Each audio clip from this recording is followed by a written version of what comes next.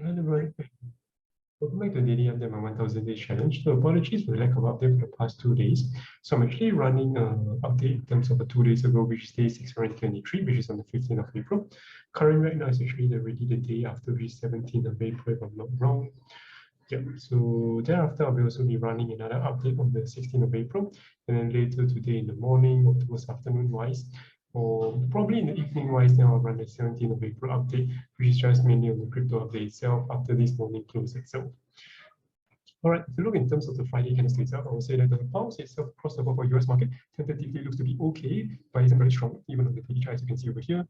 So looking at the Fibonacci retracement level, you can see the very nice bounce off the 200-day exponential moving average. But then, of course, on the Friday close is a very bearish kind of candlestick. It's a very bearish engulfing candlestick. But of course, on the Friday perspective, at the right before the open, you wouldn't know that. And you do see a very nice bounce, potential bounce in that. But that is provided we actually break above the 20 exponential moving average to have a potential kind of a reversal and continuation towards the upwards things. So now it does seem that we could potentially still see further downside momentum, depending on how the market opens in the coming Sunday itself for the futures, and then for the stock market itself in terms of the normal market open itself. And then for Nasdaq, we actually bounced up, and we're actually facing the resistance at the 50 simple moving average on the daily chart. And then it seems that the 0.6 on it is unlikely to hold, especially if this red bearish engulfing candlestick completes on the base day itself. So do bear in mind that I do see potential for further downside momentum. So in which case, we could definitely test for potential double bottom formation.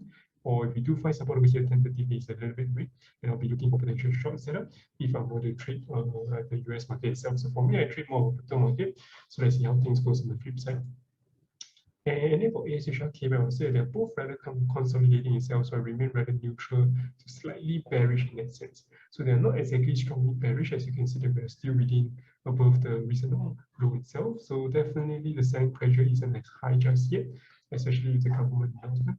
I do hope to see a potential for a very nice break above these 20 exponential moving average on the daily chart, which will actually maintain below it since like 20th December. So it's been like almost 3.5 months going towards 4 full months, right below the 20 exponential moving average on the daily chart. So you can see that if you enter from December all the way to now itself, even if the dollar cost average all the way through, most likely still be down in that sense. All right, and then finally for KREP, similarly, still looks a bit choppy, and the bearish momentum on the 50 simple moving average, I think, as a key resistance since somewhere along the early November or late November as well. So let's see how things goes. And then finally for Bitcoin itself, I'm not looking for a potential short setup just yet, but bearing in mind that, like I mentioned, I didn't want here to consolidate extensively. So on the 4-hour chart, there is a potential short setup. So what you could potentially look for in terms of candlesticks wise is that you look for potential short setup over here, stop loss tightly over here, or you could be very aggressive to, could be really aggressive as you put over here as well. So both really, really tight risk to low setup. So that could be a potential price action you're looking for.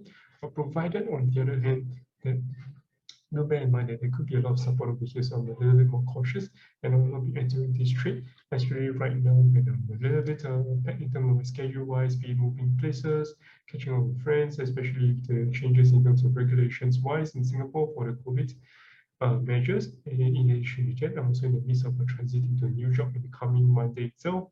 So a lot of things in the works.